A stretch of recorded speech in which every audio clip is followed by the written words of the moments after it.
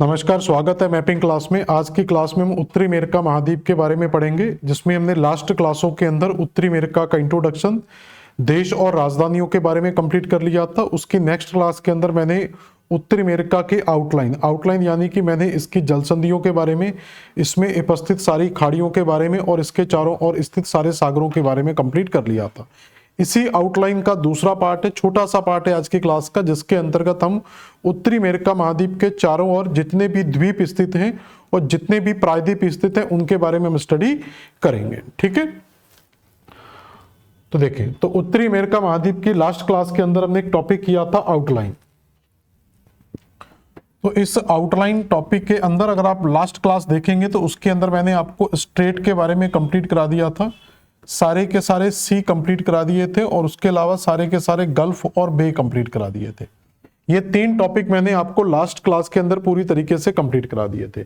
इन्हीं तीन टॉपिक के अलावा एक चीज और आपकी आती है इसी आउटलाइन के अंदर, जिसके अंदर हम सारे के सारे आइलैंड के बारे में पढ़ते हैं, यानी कि द्वीप के बारे में पढ़ते हैं, और इसी का दूसरा पार्ट होता है प्रायद्वीप। तो ये जब हम 5 टॉपिक पूरे कंप्लीट कर लेते हैं तो हमारा आउटलाइन वाला जो टॉपिक है ये पूरा कंप्लीट हो जाता है। आउटलाइन का मतलब है कि हमें इस कॉन्टिनेंट के चारों ओर की जो स्थिति है, इस कॉन्टिनेंट के चारों ओर जितने भी द्वीप हैं, जितने भी प्रायद्वीप हैं, जितनी भी खाड़ियां, जो भी सागर हैं, जो भी जल संधियां दी हुई हैं, वो सारी चीजों को हम आउटलाइन के अंदर कंप्लीट करते हैं। और इसी टॉपिक को मैंने 2 बार में कंप्लीट कराया था, जिसमें हमने बहुत डिटेल से स्टेट, सागर और खाड़ियों के बारे में पढ़ा था, और उसके बाद द्वीप और प्रायद्वीप के बारे में हमने कंप्लीट किया था। ठीक है, तो आज की क्लास में यहां पर हम कंप्लीट करेंगे द्वीप एवं प्रायद्वीप। छोटा सा टॉपिक रहेगा आज का, द्वीप और प्रायद्वीप का।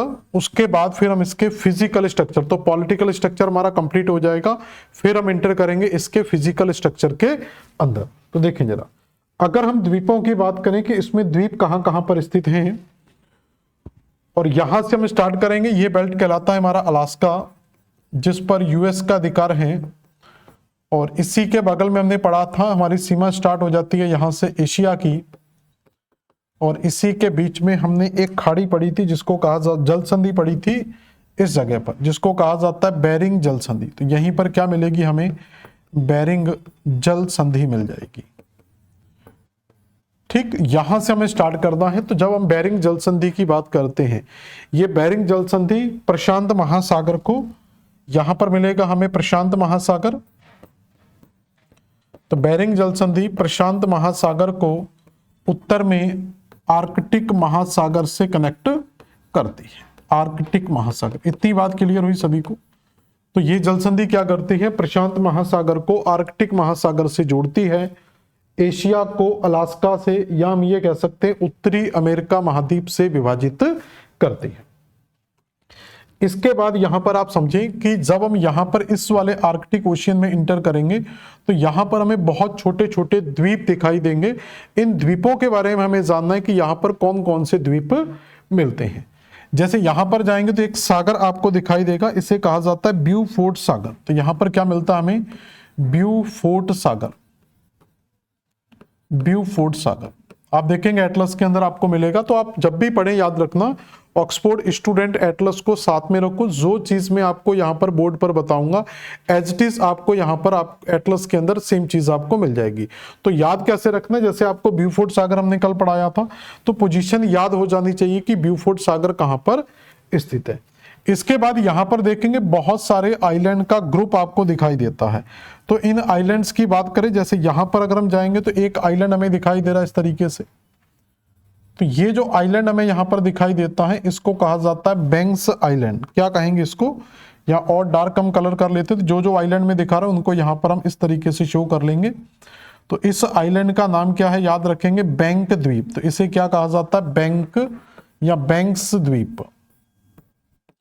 तो पहला जो द्वीप आपको मिलेगा उस द्वीप को किस नाम से जाना जाएगा, बैंक्स द्वीप। तो आपको सिर्फ इतना याद रखना है, बैंक्स द्वीप कहां पर स्थित है, हम कहेंगे आर्कटिक महासागर में स्थित है। और यह द्वीप किस महाद्वीप के अंतर्गत आता है या किस देश के अंतर्गत आता है। तो आप देखेंगे जितना भी येलो कलर दिखाई दे रहा है ये सारे का सारा कनाडा का पार्ट है। तो ये सारे के सारे कनाडा के अंतर्गत ही आएंगे। बैंक्स द्वीप के बाद जाएंगे तो ये आपको एक द्वीप पार्ट दिखाई देगा इस तरीके से। तो ये जो पूरे का पूरा आइलैंड हमें दिखाई दे रहा है इसको कहा जाता है विक्टोरिया आइलैंड। तो ये पूरा पार्ट क्या कहलाता है हमारा, विक्टोरिया द्वीप। तो इस पूरे पैटर्न को कहेंगे हम विक्टोरिया द्वीप। तो पहला बैंक द्वीप, बैंक द्वीप के बाद क्या मिलेगा हमें, विक्टोरिया द्वीप। तो पहला याद रखेंगे बैंक द्वीप, और बैंक द्वीप के बाद ही आपको क्या मिल जाएगा, तो पहले बैंक, बैंक के बाद विक्टोरिया द्वीप। विक्टोरिया द्वीप के बाद जाएंगे तो यहां पर आपको कई छोटे छोटे द्वीप का ग्रुप दिखाई देगा। ये आप देखेंगे तो ये कई छोटे छोटे द्वीप का ग्रुप दिखाई दे रहा है। यहां पर ये बहुत सारे द्वीप हैं। तो ये जो बहुत सारे द्वीप हमें दिखाई दे रहे हैं, इन सारे द्वीपों को कहा जाता है क्वीन एलिजाबेथ द्वीप समूह। क्या कहा जाता है, इन सारे द्वीपों को कहा जाता है क्वीन एलिजाबेथ, क्वीन एलिजाबेथ द्वीप समूह। तो यहां पर आपको तीन क्षेत्र मिल गए। पहला याद रखेंगे बैंक द्वीप, तो ये द्वीप क्या कहलाता है, बैंक द्वीप। बैंक के बाद विक्टोरिया द्वीप, और ये सारे द्वीपों का जो ग्रुप है, इस सारे ग्रुप को किस नाम से जाना जाता है, क्वीन एलिजाबेथ द्वीप समूह के नाम से जाना जाता है। और ये सारे के सारे द्वीप कहां पर है, आर्कटिक ओशियन में है, और ये सारे के सारे द्वीप कनाडा के अंतर्गत आते हैं। इसके बाद आगे देखेंगे, इसके बाद इस आइलैंड की अगर हम बात करेंगे, इसको हम लास्ट टाइम भी पढ़ चुके थे। ये पूरे का पूरा एक बड़ा आइलैंड यहां दिखाई देगा। इस बड़े आइलैंड की बात करें तो इसको कहा जाता है बफिन द्वीप। इसे किस नाम से जाना जाता है, बफिन द्वीप के नाम से जाना जाता है। तो यहां लिख लेते हैं, तो ये द्वीप क्या कहलाता है, बफिन द्वीप कहलाता है। क्लियर हो गया। तो बैंक्स आइलैंड, बैंक्स आइलैंड के बाद विक्टोरिया आइलैंड, विक्टोरिया आइलैंड के ऊपर जाएंगे तो queen Elizabeth island, queen Elizabeth island के ऊपर साइड में देख सकते हैं तो हमें बैफिन आइलैंड मिलेगा। और बैफिन आइलैंड के नॉर्थ में अगर हम जाते हैं यहां पर, तो ये जो पूरे का पूरा पार्ट आप देखेंगे इस तरीके से। तो इस पूरे आइलैंड की बात की जाए तो यहां पर एक नया आइलैंड मिलता है जिसको कहते हैं एलिस मेयर आइलैंड। तो यहां पर हमें क्या मिलेगा, तो इस जगह पर याद रखेंगे कौन सा द्वीप है, एलिस मेयर द्वीप, एलिस मेयर द्वीप। क्लियर हुआ यहां तक। तो एलिस मेयर द्वीप आपको मिल जाएगा। तो ये 4-5 द्वीप आपको याद रखने हैं। ये 4-5 द्वीप किसके अंतर्गत आते हैं, कनाडा की मुख्य भूमि का पार्ट है जो आर्कटिक महासागर में स्थित है। इसी के बाद आप देखोगे एक बड़ा द्वीप आपको दिखाई देगा, इस ये वाला ग्रीन कलर में। तो इस द्वीप को कहा जाता है ग्रीनलैंड। इस द्वीप का नाम क्या है, ग्रीनलैंड के नाम से जाना जाता है। और इसी द्वीप पर जो अधिकार है वो डेनमार्क का है। ठीक है। ग्रीनलैंड की यहाँ पर राजधानी देखेंगे तो नूक करके आपको राजधानी मिल जाएगी।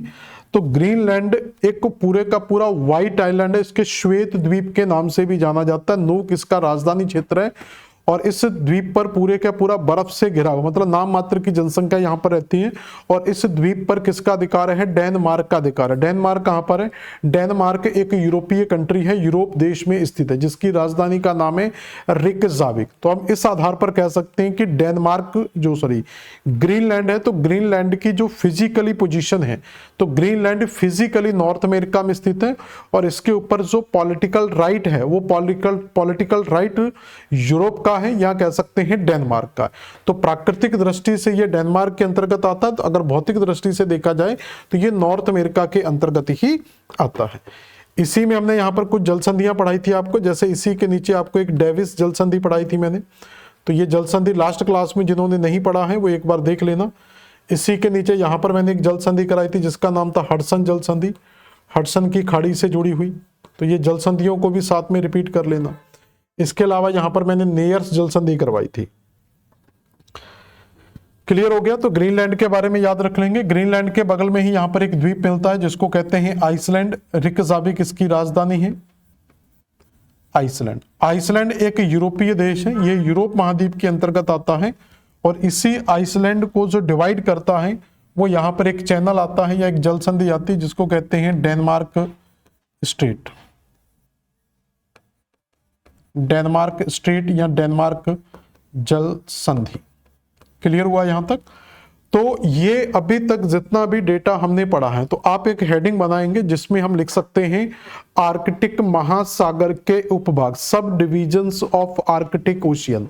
तो जब आप हेडिंग बना के लिखेंगे sub division of Arctic ocean, देखो किस तरीके से लिखना यहां पर समझिए।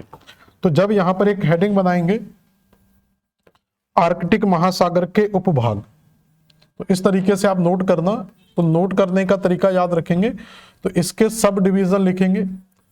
तो जब आप इसके सब डिवीजन लिखोगे उसमें याद रखना दो तीन चीजें, एक तो इसमें द्वीप याद रख लेना, तो जितने भी द्वीप आते हैं वो सारे के सारे द्वीप यहां पर आप ऐड कर लेंगे, जैसे बैंक्स द्वीप, विक्टोरिया द्वीप, क्वीन एलिजाबेथ द्वीप समूह, बफिन द्वीप समूह, एलिसमियर द्वीप समूह, ग्रीनलैंड, ये सारे द्वीपों के बारे में आप यहां पर लिख लेंगे।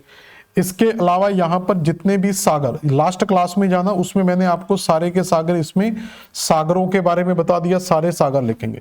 इसके अलावा मैंने यहां पर खाड़ियां, ये अलग क्लास कराई थी मैंने, सागर और खाड़ियों की अलग क्लास कराई थी, इसमें सारी खाड़ियां, और इसी के साथ यहां पर जितनी भी जल संधियां हमने पढ़ी थी वो जल संधियों को यहां पर आप लिख सकते हैं। खास तौर पर कोशिश करना कि सारे के सारे द्वीपों को कम से कम लिख लो, ठीक है। तो दोनों क्लासों को आप एक साथ, और अगर दोनों क्लासों को पढ़ोगे तब आपको सारी चीजें क्लियर हो पाएंगी।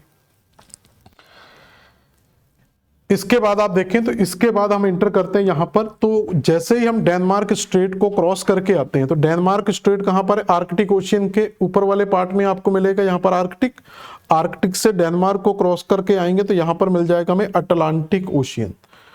तो अब हम जो मैटर पढ़ेंगे वो किससे जुड़ा होगा, अटलांटिक महासागर से जुड़ा होगा, यानी कि हमें अटलांटिक महासागर के उपभागों को पढ़ना है, जिसके अंदर में आपको सारे के सारे सागर, खाड़ियां और जलसंधियों को लास्ट क्लास में कंप्लीट करा चुका था। यहां पर हमें केवल द्वीप और प्रायद्वीप के बारे में पढ़ना है। यहां पर एक प्रायद्वीप याद रख लेना, यहां पर एक छोटा सा प्रायद्वीप मिलता है, ये वाला। इस प्रायद्वीप को कहा जाता है उंगावा प्रायद्वीप। किस नाम से जाना जाता है, उंगावा प्रायद्वीप के बारे में। तो ये छोटे छोटे प्रायद्वीप भी आपसे कई बार पूछ लिए जाते हैं, तो इस प्रायद्वीप को किस नाम से जाना जाता है, अंगावा प्रायद्वीप के नाम से जाना जाता है। अगर यहां पर हम जाएंगे, इस साइड देखो अब, तो यहां पर देखेंगे तो एक छोटा सा द्वीप हमें दिखाई देता है इस जगह पर। इस छोटे से द्वीप की अगर हम बात करेंगे तो इसको कहा जाता है न्यू फाउंडलैंड। इस छोटे से द्वीप का नाम क्या है, न्यू फाउंडलैंड, जो किसका पार्ट है, अटलांटिक ओशियन का पार्ट है और कनाडा की मुख्य भूमि के पास में स्थित है, जिसका नाम क्या, न्यू फाउंडलैंड। इस न्यू फाउंडलैंड की जो कैपिटल है, इसी के तट के नीचे इसकी कैपिटल मिल जाती है, जिसको कहा जाता है हैलीफैक्स। तो न्यू फाउंडलैंड की राजधानी का नाम क्या, हैलीफैक्स। तो न्यू फाउंडलैंड के तट पर ही आपको इसकी राजधानी क्षेत्र मिल जाएगा, जिसका नाम, ये कनाडा का एक तरीके से प्रांत और द्वीपीय प्रांत कह सकते हैं, जिसकी राजधानी क्या है, हैलीफैक्स। ये इसलिए महत्वपूर्ण है क्योंकि ये पूरे का पूरा जो बेल्ट है ये फिश प्रोडक्शन के लिए फेमस है। तो यहां पर पूरे वर्ल्ड का सबसे ज्यादा फिश का प्रोडक्शन किया जाता है। तो वर्ल्ड में फिश प्रोडक्शन के लिए फेमस है कौन सा, न्यू फाउंडलैंड का हैलीफैक्स, या पूरे का पूरा न्यू फाउंडलैंड। इसमें एक जगह मिलती है, इसका जो कोस्टल रीजन है इसको कहा जाता है ग्रांड बैंक, या आप इस तरीके से लिख लो। तो न्यू फाउंडलैंड की राजधानी का नाम क्या है, हैलीफैक्स। देखो यहां पर समझे, ये हटा देते हैं इसको। तो न्यू फाउंडलैंड की एक तो राजधानी याद रखना जिसका नाम क्या है, हैलीफैक्स, ये याद रखना। और इसी के जो तटीय क्षेत्र उसको ग्रांड बैंक के नाम से जाना जाता है। किस नाम से, ग्रांड बैंक के नाम से जाना जाता है। अगर ग्रांड बैंक की बात करें तो ग्रांड बैंक विश्व स्तर पर मत्स्य उत्पादन के लिए फेमस है। किस चीज के लिए फेमस है, मत्स्य उत्पादन, फिशरीज के लिए या फिश प्रोडक्शन के लिए फेमस है। तो न्यू फाउंडलैंड के तट को किस नाम से जाना जाता है, हम कहेंगे ग्रांड बैंक के नाम से जाना जाता है। और यह ग्रांड बैंक विश्व स्तर पर फिश प्रोडक्शन के लिए फेमस है।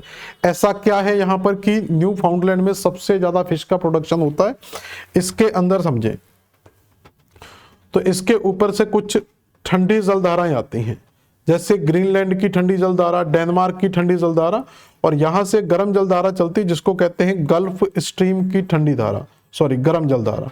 तो गल्फ स्ट्रीम की वार्म करंट है और इधर से जो आती है ये कोल्ड करंट है। तो गर्म और ठंडा पानी मिलने के कारण एक नेचुरल जो वाटर कंडीशन है, गुनगुना पानी कह सकते हैं, वो मछलियों को यहाँ पर मिल जाता है। इसलिए यहाँ पर मछलियां का सबसे ज्यादा उत्पादन किया जाता है, कैचिंग की जाती है, पकड़ा जाता है।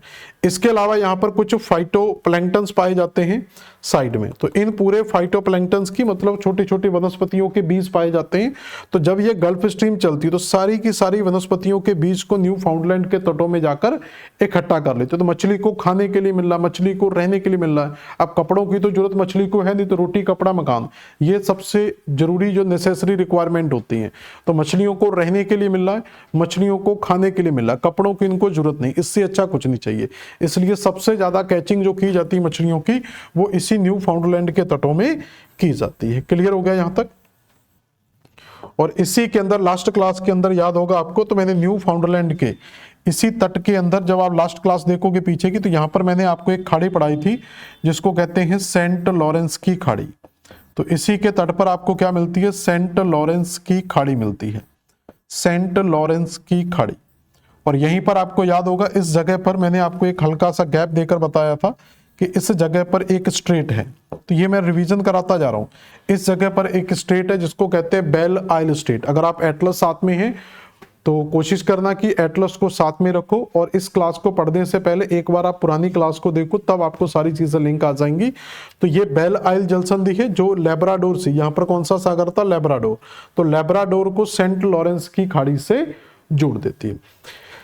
इस सेंट लॉरेंस की खाड़ी के अंदर जाएंगे तो यहां पर आपको एक छोटा सा द्वीप दिखाई देगा, और एक द्वीप आपको इस जगह पर दिखाई देगा। तो सेंट लॉरेंस की खाड़ी में दो द्वीप स्थित हैं। तो सेंट लॉरेंस की खाड़ी में दो द्वीप स्थित हैं। इन दो द्वीपों को क्या कहा जाता है? तो जो ऊपर का द्वीप है यहां पर, ये दो द्वीप हैं, इस वाले द्वीप को कहा जाता है, ये मैं नंबर लिख दे रहा हूं, ये फर्स्ट और सेकंड। यहां पर आपको याद रहेगा कौन फर्स्ट है, जो सेकंड है। तो फर्स्ट जो द्वीप है उसको कहा जाता है एंटीकोस्टी आइलैंड, एंटीकोस्टी द्वीप, या एंटीकोस्टल करके लिखा होगा। और दूसरा है जिसको कहते हैं विंडवर्ड द्वीप, नहीं विंडवर्ड नहीं, सेंट प्रिंस एडवर्ड करके होगा। देखो जरा थोड़ा कंफ्यूजन हुआ यहां पर। प्रिंस एडवर्ड द्वीप, छोटा सा द्वीप है प्रिंस एडवर्ड द्वीप। तो ये कनाडा के ही छोटे छोटे दो द्वीप हैं, एक का नाम है एंटीकोस्टी द्वीप और एक का नाम है प्रिंस एडवर्ड द्वीप। प्रिंस एडवर्ड खास तौर पर इंपोर्टेंट है क्योंकि ये कनाडा का सबसे छोटा प्रांत है। इसको कहा जाता है कनाडा का सबसे छोटा प्रांत। तो कनाडा का सबसे छोटा प्रांत अगर आपसे पूछा जाए, तो कनाडा का सबसे छोटा प्रांत अगर आपसे पूछा जाता हो तो नाम क्या आ जाएगा? प्रिंस एडवर्ड प्रांत, या प्रिंस एडवर्ड द्वीप कनाडा का सबसे छोटा प्रांत यहां पर हमें मिलता है। यहां तक क्लियर होगा? तो एंटीकोस्टी आइलैंड होगा, प्रिंस एडवर्ड, कनाडा का सबसे छोटा प्रांत यहां पर हमें मिल जाता है। तो ये न्यू फाउंडलैंड हो गया, और न्यू फाउंडलैंड के नीचे ही यहां पर एक पेनिनसुलर स्ट्रक्चर मिलेगा इस तरीके से। ये एक प्रायद्वीपीय क्षेत्र टाइप का मिलता है, इसको कहा जाता है नोवा स्कोटिया, नोवा स्कोटिया। यहां पर एक चीज चेंज कर लेना, नोवा स्कोटिया की राजधानी शायद हैलिफैक्स। एक बार एटलस में चेक करो आप लोग। यही थोड़ा सा गड़बड़ हुआ है, एक बार इसको चेंज कर लेना। ये हैलिफैक्स नहीं है, यहां पर सेंट जॉन मिलेगा। इसकी राजधानी सेंट जॉन है, ज्यादा इंपोर्टेंट नहीं है। नोवा स्कोटिया की राजधानी मिलती है हैलिफैक्स, जो हमने चेंज कर दिया था, इसको चेंज कर लेना। तो नोवा स्कोटिया की राजधानी याद रखेंगे क्या है? तो न्यू फाउंडलैंड में राजधानी इंपोर्टेंट नहीं है, न्यू फाउंडलैंड का तट इंपोर्टेंट है। ग्रांड बैंक जो मत्स्य उत्पादन के लिए फेमस है, हैलिफैक्स भी फिश उत्पादन के लिए फेमस, इसलिए वहां पर कंफ्यूजन हुआ। तो नोवा स्कोटिया जो एक छोटा सा प्रायद्वीपीय क्षेत्र है, इसकी राजधानी का नाम है हैलिफैक्स, और ये हैलिफैक्स भी फिश प्रोडक्शन के लिए फेमस है। क्लियर हुआ यहां तक? तो नोवा स्कोटिया की राजधानी का नाम क्या? हैलिफैक्स, जो फिश प्रोडक्शन के लिए फेमस है। और सेंट जॉन की बात करें तो ये न्यू फाउंडलैंड की राजधानी है, और इसी के तट को ग्रांड बैंक जो फिश उत्पादन के लिए वर्ल्ड फेमस है। हैलिफैक्स वाला जो क्षेत्र है ये भी मत्स्य उत्पादन के लिए ही फेमस है, लेकिन वर्ल्ड फेमस नहीं है। वर्ल्ड फेमस में आएगा तो आपको न्यू फाउंडलैंड याद रखना। यहां तक क्लियर हुआ? इसके बाद देखें, दूसरी स्लाइड ले लेते हैं, या इसी में थोड़ा सा और देखें। यहां पर अगर आप जाएंगे तो यूएसए का एक पॉइंट मिलेगा यहां पर, इस पॉइंट को कहा जाता है कैप कोड। मैं इस साइड लिख दे रहा हूं, तो इस पॉइंट को क्या कहा जाता है? Cap code. कैप कोड छोटा सा पॉइंट है, ये यूएसए का सबसे पूर्वी किनारा, यूएसए का सबसे पूर्वी किनारा। तो यूएसए का सबसे पूर्वी किनारा पूछा जाए तो उसे क्या कहा जाता है? कैप कोड के नाम से जाना जाता है। यूएसए का सबसे पूर्वी किनारा क्या कहलाता है? कैप कोड के नाम से जाना जाता है। क्लियर हो गया यहां तक? और इसके बाद यहां पर जाएंगे तो मैंने एक चीसा पिके की खाड़ी बताई थी जो मोती उत्पादन के लिए फेमस है, और यहीं पर आपका एक लॉन्ग आइलैंड द्वीप स्थित है। यहां पर एक छोटा सा द्वीप है जिसको कहते हैं लॉन्ग द्वीप, और इस लॉन्ग द्वीप की बात करें तो इसी लॉन्ग द्वीप के पास में न्यूयॉर्क सिटी स्थित है, न्यूयॉर्क सिटी। और न्यूयॉर्क सिटी की अगर हम बात करें तो ये न्यूयॉर्क सिटी विश्व में गगनचुंबी इमारतों के लिए फेमस है। तो लॉन्ग द्वीप के पास में कौन सी सिटी स्थित है? न्यूयॉर्क सिटी, जो विश्व में गगनचुंबी इमारतों, सिटी ऑफ स्काई स्क्रैपर के नाम से फेमस है। इसी के नीचे आपको वॉशिंगटन डीसी मिल जाता है। इसी के नीचे क्या मिलता है हमें? यूएसए की राजधानी वॉशिंगटन डीसी मिल जाएगा। तो ये आपको पूर्वी तट के अंदर कुछ याद रखना है।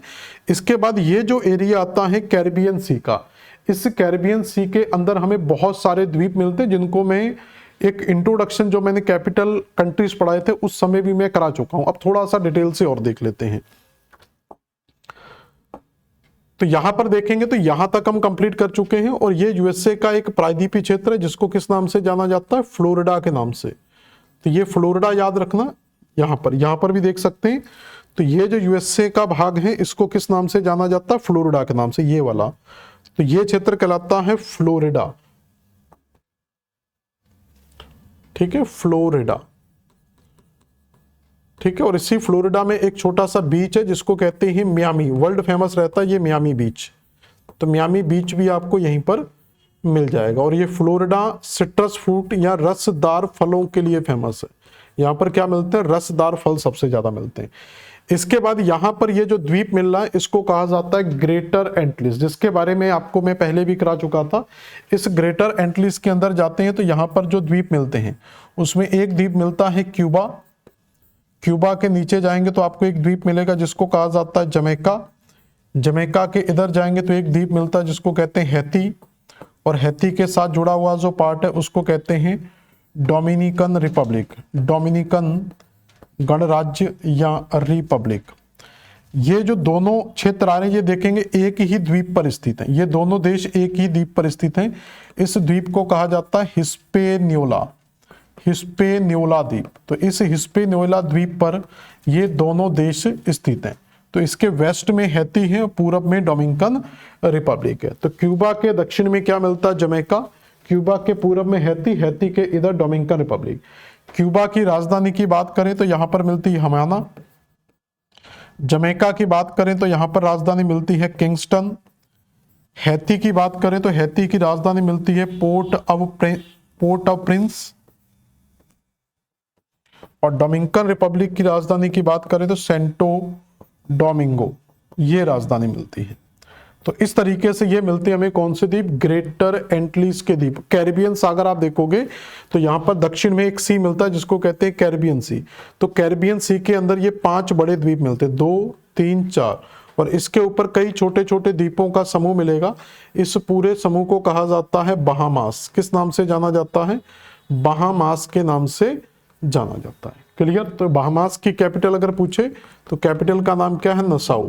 ये मैं आपको इंट्रोडक्शन क्लास के अंदर पढ़ा चुका था। ठीक है, एक रिवीजन टाइप का करा रहा हूं। तो ग्रेटर एंटलिस के अंदर हमें 5 बड़े द्वीप देखने को मिलते हैं।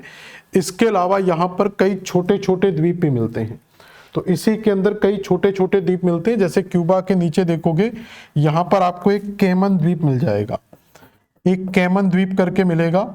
और इस कैमन द्वीप की बात करेंगे तो इस पर यूके का अधिकार होगा कैमन द्वीप पर। डोमिनिकन रिपब्लिक के इधर जाएंगे तो आपको एक पोर्टो रिको करके द्वीप मिलेगा, पोर्टो रिको। इस पोर्टो रिको द्वीप पर यूएसए का अधिकार है। तो ये 2 द्वीप खासतौर पर याद रखना। इसी कैरिबियन सागर के अंदर क्यूबा के नीचे अगर आप देखोगे तो आपको कैमन आइलैंड मिलेगा जिस पर यूके का अधिकार है, और डोमिनिकन रिपब्लिक के पूर्व में जाएंगे तो पोर्टो रिको मिलेगा जिस पर यूएसए का अधिकार है। तो ये कुछ बड़े द्वीप हैं जो ग्रेटर एंटलिस कहलाते हैं, ये देख सकते हैं। तो यहां पर देखोगे तो ये देखो मियामी भी लिखा हुआ है यहां पर, ये फ्लोरिडा वाला क्षेत्र है। और यहीं पर आप देखेंगे क्यूबा, क्यूबा की राजधानी हवाना। यहां पर आप देखेंगे जमैका, जमैका की राजधानी किंगस्टन। ये है आपका हैती, इस साइड ये ग्रीन वाला हैती है, और इस साइड का डोमिनिकन रिपब्लिक है। इसकी राजधानी दी हुई सेंटो डोमिंगो। हैती की राजधानी पोर्ट ऑफ प्रिंस। ठीक है। इसके अलावा यहाँ पर देखेंगे आपको ये कैमन आइलैंड मिल जाएगा, तो कैमन आइलैंड पर किसका अधिकार है? यूएसए का। एक चाहो तो ये नवासा द्वीप याद रख सकते हैं, सॉरी इस पर यूके का अधिकार है। नवासा अगर याद रखना है तो छोटा सा एक द्वीप है जिस पर यूएसए का अधिकार है। इसके अलावा ये देखो मैंने बताया था आपको पोर्टो रिको, सान जुआन इसकी राजधानी है, पोर्टो रिको पर किसका अधिकार है? यूएस का। इसके अलावा ये वर्जिन आइलैंड भी चाहो तो याद रख सकते हैं यहाँ पर, तो वर्जिन आइलैंड के कुछ द्वीपों पर यूएस का अधिकार है और कुछ द्वीपों पर यूके का अधिकार है। तो वर्जिन आइलैंड के कुछ द्वीप यूएस में आते हैं, कुछ द्वीप यूके में आते हैं। तो ये 4-5 द्वीप आपको याद रखने। ये सारे जो द्वीप हैं ये लेजर एंटलीज के अंतर्गत आते हैं। तो यहां से जो हम पढ़ेंगे वो लेजर एंटलीज को पढ़ेंगे। तो ग्रेटर के अंदर 5 बड़े द्वीप, ये बहामास दिया हुआ है नसाउ वाला, तो 5 बड़े द्वीप याद रखने हैं। और उसके अलावा नवासा, केमन आइलैंड और पोर्टो रिको, कम से कम 3 आइलैंड, और चाहो तो वर्जिन को याद रख सकते हो। लेजर को भी बताएंगे। अगर बहामास की केवल बात की जाए, ये जो बहामास है ये कई द्वीपों का समूह है। अगर बहामास को देखोगे आप एटलस में तो इसमें कुछ द्वीप मैं बता रहा हूं, जैसे याद रखना, जैसे बहामास के अंदर एक द्वीप मिलता है अड्रोस द्वीप, ANDROS, एड्रोस द्वीप। ठीक है, तो ये थोड़ा सा याद रखना, इसके बारे में पूछा जाता है। एड्रोस द्वीप किसका पार्ट है? तो एड्रोस द्वीप किसका पार्ट है? तो एड्रोस द्वीप बहामास का एक छोटा सा आइलैंड है। इसके अलावा यहां पर एक याद रखना ग्रांड बहामास, फिर ग्रेट अबेको, ये क्रम से याद रखना, ग्रांड बहामास फिर ग्रेट अबेको, ग्रेट अबेको के नीचे जाएंगे इलुथ्रा द्वीप, इलुथ्रा द्वीप के नीचे कैट द्वीप, और कैट द्वीप के नीचे जाएंगे तो लॉन्ग आइलैंड। तो ये 4-5 याद रखना, ये क्रम से आपको मिलेंगे, गामास, sorry Grant Bahama, Grant Abaco, Eleuthera, Cat और लॉन्ग आइलैंड। और इस साइड आपको जो मिलेगा एंड्रोस, और एंड्रोस पर ही क्या स्थित है? इसकी राजधानी नसाउ अवस्थित है। यहां पर कुछ द्वीप और मिल जाएंगे आपको, जिसमें आपको याद रखना है, यहां पर कोई जरूरी नहीं है, ठीक है छोड़ देना, इसमें ज्यादा इंपोर्टेंट, ये 4-5 द्वीप केवल यहां पर आप याद रख सकते हैं। ये मैंने लिख दिए हैं, Bahamas, Cuba, Jamaica, Haiti, Dominican, सबकी राजधानियां लिखी हुई है। कैमन आइलैंड पर यूके का अधिकार है, नवासा पर यूएस का अधिकार है, पोर्टो रिको पर यूएसए का अधिकार है, वर्जिन आइलैंड पर भी यूएसए का अधिकार है। लेजर की अगर हम बात करें तो लेजर के अंदर ये सारे के सारे छोटे द्वीप आते हैं। ठीक है, ये सारे के सारे जो छोटे द्वीप है इनमें याद रखना, जैसे Saint Kitts and Nevis, Antigua and Bermuda, Dominica, Saint Lucia, Barbados, Vincent and Grenadine और ग्रेनाडा, और उसके अलावा ट्रिनाड एंड टोबैको। तो ये 1 2 3 4 5 6 7 8 द्वीप आपको यहां पर याद रखने हैं। तो ये 8 द्वीप हमारे किसके अंतर्गत आते हैं? तो ये कैरिबियन सागर के लेजर एंटलीज के अंतर्गत आते हैं। ठीक है, इनको 2 भागों में डिवाइड किया जाता है, एक लीवर्ड और एक को कहा जाता है विंडवर्ड आइलैंड। लीवर्ड आइलैंड और विंडवर्ड आइलैंड, तो जो ऊपर के द्वीप हैं, तो इसी में ऊपर के द्वीपों को लीवर्ड और कुछ द्वीपों को किसमें जाना जाता है? विंडवर्ड के अंतर्गत रखा जाता। तो इसकी अलग अलग कैटेगरी याद रखना। तो लीवर्ड के अंदर 2 आते हैं, सेंट किट्स एंड नेविस और Antigua and Bermuda. Saint Kitts की राजधानी बासे तेरे, एंटीगुआ की राजधानी सेंट जॉन। इसमें वर्जिन आइलैंड आता है, तो वर्जिन पर यूएस का भी अधिकार है और वर्जिन पर यूके का भी अधिकार है। तो यहाँ यूके वाला लिख लेना, यूएस वाला हम लिख चुके थे। एंगुला आइलैंड मिलेगा, यूके का अधिकार है। ग्वादेलोप पर फ्रांस का अधिकार है, मोंटसेराट पर यूके का अधिकार है। ये सारे द्वीप आप एटलस में देखोगे इसके अंदर आपको मिल जाएंगे, जैसे एंगुला दिया हुआ है, सेंट मार्टिन दिया हुआ है, सारे द्वीप आपको मिल जाएंगे।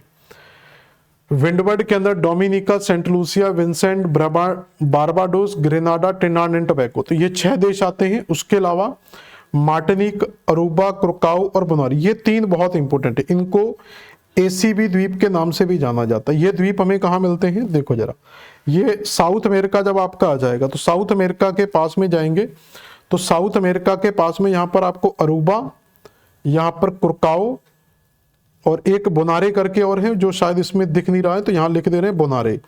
तो ये 3 द्वीप मिलते हैं जिन पर, तो ये लेजर के पार्ट हैं। ये तीनों द्वीप किसके पार्ट हैं? लेजर एंटलीज के।